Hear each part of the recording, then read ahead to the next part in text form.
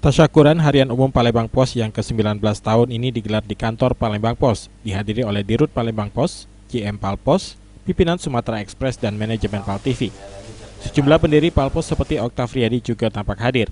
Syukuran diawali dengan pembacaan surah Yasin bersama para karyawan dan undangan.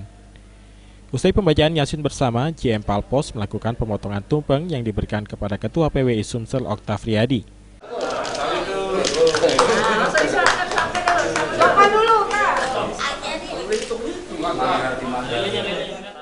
Karyawan dan karyawati Palembang Pos pun melakukan peniupan lilin dan pemotongan kue.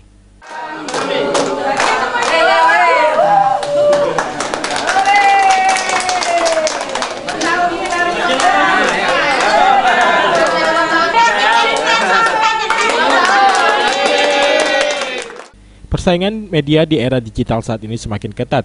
Di tengah semakin banyaknya media-media online, Palembang Pos hingga saat ini masih tetap eksis dan mendapatkan kepercayaan dari masyarakat Sumatera Selatan dan pembaca setianya. Tetap eksis menurut pembaca.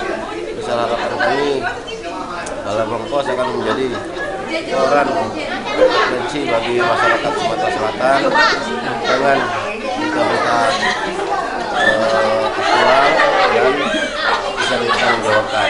Diketahui makin berasnya arus informasi sekarang ini memaksa kita untuk selalu bersaing dan unggul dengan media-media, terutama media sosial yang alhamdulillah sampai saat ini tingkat kepercayaan masyarakat masih kepada media konvensional atau koran.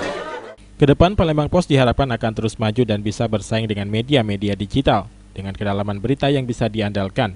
Selain itu, kompetensi para wartawan juga akan terus ditingkatkan. Aprianto, PalTV.